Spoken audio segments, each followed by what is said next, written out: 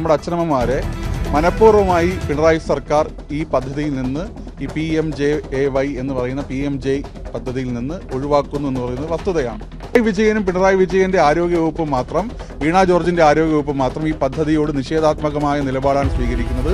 ഇത് കേരളത്തിലെ നിലപാടില്ല എന്നുള്ളതാണ്. അപ്പപ്പോൾ ഉണ്ടാകുന്ന രാഷ്ട്രീയ സാഹചര്യങ്ങളോട് മതമൗലിക സംഘടനകൾ ഈ നാടിന് നടപ്പാക്കേണ്ട പദ്ധതികളെ കുരുതി കൊടുത്തുകൊണ്ടാണ് ഇവരുടെ നിലപാട് വ്യക്തമാക്കുന്നത്. അതാണ്. നമസ്കാരം. കേന്ദ്ര സർക്കാരിൻ്റെ ആയുഷ്മാൻ ഭാരത് പദ്ധതി ഇതുവരെ രാജ്യത്ത് നടപ്പിലാക്കാത്ത സംസ്ഥാനമാണ് കേരളം. കേരളത്തിൽ എന്തുകൊണ്ടാണ് ഈ പദ്ധതി നടപ്പിലാക്കാത്തത്? ഈ പദ്ധതിയുടെ ഗുണങ്ങൾ എന്തൊക്കെയാണ്? 5 ലക്ഷം രൂപ സൗജന്യ ചികിത്സ ലഭിക്കാവുന്ന ഒരു പദ്ധതിയാണ്. എന്നിട്ടും എന്തുകൊണ്ടാണ് സംസ്ഥാന സർക്കാർ ഈ ഒരു പദ്ധതിയോട് മുഖം തിരിഞ്ഞ് നിൽക്കുന്നത് എന്നുള്ള ചോദ്യമാണ് ഉയർന്നു വരുന്നത്. അതുകൂടാതെ ഒരു പ്രേക്ഷകൻ ഇങ്ങോട്ട് നമുക്കൊരു അയച്ചൊരു മെസ്സേജാണ്, ഈ ആയുഷ്മാൻ ഭാരത് പദ്ധതി എന്താണ് എന്ന്, അതിനെക്കുറിച്ചൊരു വിശദീകരണം വേണമെന്ന്. ആ ഒരു ചോദ്യത്തിനുള്ള ഉത്തരം കൂടിയാണ് ഈ ഒരു വീഡിയോ. അതുകൊണ്ട് ഈ ഒരു വിഷയത്തിൽ ഇന്ന് മറുനാടിനോട് പ്രതികരിക്കുകയാണ് യുവമോർച്ചയുടെ സംസ്ഥാന ജനറൽ സെക്രട്ടറിയായ ശ്രീ ഗോകുൽ ഗോപിനാഥ്. ആയുഷ്മാൻ ഭാരത് PMJ പദ്ധതി എന്ന് പറയുന്നത് നമ്മുടെ രാജ്യത്തെ എല്ലാ പൗരന്മാർക്കും അവരുടെ ആരോഗ്യ പരിരക്ഷയ്ക്ക് വേണ്ടി കേന്ദ്ര സർക്കാർ നടപ്പാക്കിയ ബൃഹത്തായ ഒരു പദ്ധതിയാണ്. കേരളത്തിൽ ആ പദ്ധതിയുടെ ഭാഗമായിട്ട് 70 വയസ്സ് പിന്നിട്ട നമ്മുടെ വയോജനങ്ങളെ മനഃപൂർവ്വമായി തള്ളിക്കളയുന്ന, അവരെ പരിഗണിക്കാത്ത, അവർക്ക് അനുകൂലമായി ഈ പദ്ധതിയിൽ നടപ്പാക്കേണ്ട 70 വയസ്സ് കഴിഞ്ഞ വൃദ്ധരായിട്ടുള്ള മുതിർന്ന പൗരന്മാർക്കുള്ള ആനുകൂല്യങ്ങൾ, പ്രത്യേകിച്ച് ഈ പദ്ധതിയുടെ ഏറ്റവും വലിയ സവിശേഷത 5 ലക്ഷം രൂപ വരെ അവർക്ക് ആരോഗ്യ കവറേജ് ലഭിക്കുന്നു എന്നുള്ളതാണ്. സർജറികൾക്ക്, അവരുടെ പെട്ടെന്നുണ്ടാകുന്ന അസുഖങ്ങൾക്ക് ഹോസ്പിറ്റലുകളിൽ അതിന് പരിരക്ഷ ലഭിക്കുന്നു എന്ന് വലിയൊരു പദ്ധതിയാണ്. പക്ഷേ 70 വയസ്സ് കഴിഞ്ഞ നമ്മുടെ മുതിർന്ന പൗരന്മാരെ, നമ്മുടെ അച്ഛനമ്മമാരെ മനഃപൂർവ്വമായി പിണറായി സർക്കാർ ഈ പദ്ധതിയിൽ നിന്ന് ഈ PMJAY എന്ന് പറയുന്ന PMJ പദ്ധതിയിൽ നിന്ന് ഒഴിവാക്കുന്നു എന്ന് പറയുന്നത് വസ്തുതയാണ്. അപ്പോൾ ഇത് എന്തുകൊണ്ടാണ്? ഈ കേന്ദ്ര സർക്കാർ 60% ഈ പദ്ധതിയുടെ വിഹിതം വഹിക്കുന്ന ഒരു പദ്ധതിയാണ്. 40% മാത്രമാണ് സംസ്ഥാന സർക്കാർ വഹിക്കേണ്ടി വരിക.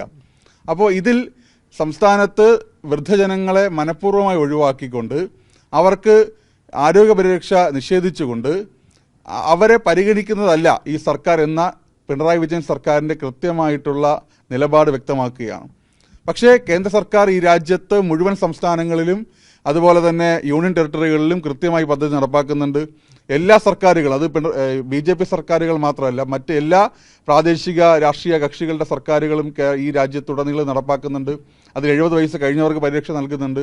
പക്ഷേ പിണറായി വിജയന്റെ ആരോഗ്യവകുപ്പ് മാത്രം, വീണ ജോർജിന്റെ ആരോഗ്യവകുപ്പ് മാത്രം ഈ പദ്ധതിയോട് നിഷേധാത്മകമായ നിലപാടാണ് സ്വീകരിക്കുന്നത്.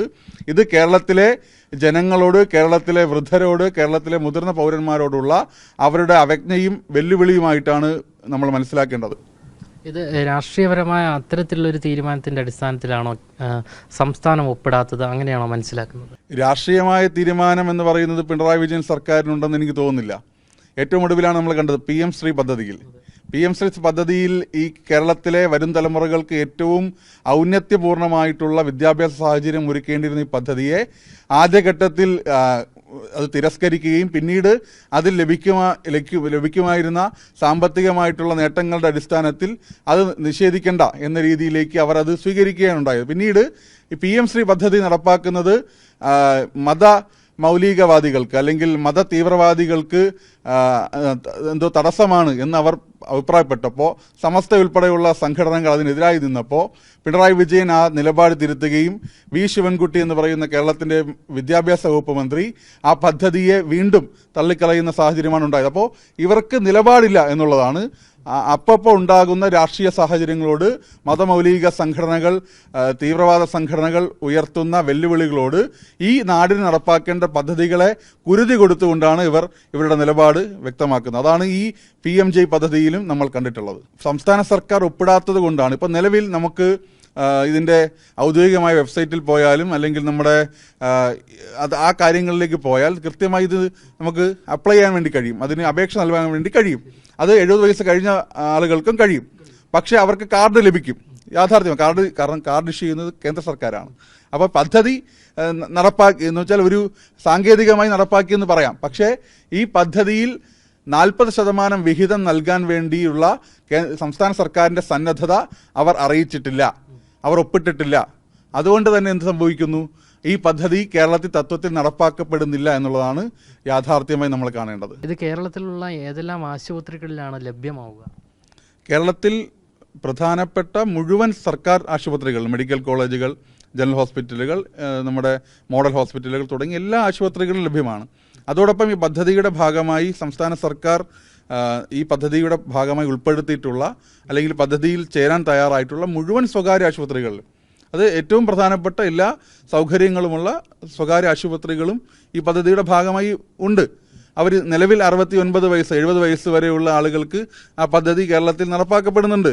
പക്ഷേ 70 വയസ്സ് കഴിഞ്ഞവരെ തിരസ്കരിക്കുന്ന രീതിയിലേക്ക് അവരുടെ ആരോഗ്യ പരിരക്ഷ നൽകേണ്ടതില്ല എന്നൊരു രാഷ്ട്രീയ തീരുമാനം CPM എടുക്കുന്നത് വളരെ മനുഷ്യത്വ വിരുദ്ധമായിട്ടുള്ള, ജനാധിപത്യ വിരുദ്ധമായിട്ടുള്ള ഒരു കാര്യമാണ്. അത് കൃത്യമായി പ്രതിഷേധം ഉയർത്തേണ്ട ഒരു കാര്യമാണ്. നമ്മുടെ വയോജനങ്ങൾ, നമ്മുടെ പോയ തലമുറ, അവർ നൽകിയ കരുത്തും അവർ തന്നെ നൽകിയതാണ് നമ്മുടെ ഈ ജീവിതം. അവരെ അവരുടെ ജീവിതത്തിൻ്റെ ഈ സായാഹ്നത്തിൽ ഈ രാജ്യത്ത് കേന്ദ്ര സർക്കാർ, മോഡി സർക്കാർ നടപ്പാക്കുന്ന, BJP സർക്കാർ നടപ്പാക്കുന്ന ഈ പദ്ധതിയിൽ നിന്ന് മാറ്റി നിർത്തുന്നത് അത് മനുഷ്യത്വ വിരുദ്ധമായി തന്നെയാണ് നമ്മൾ കാണേണ്ടത്.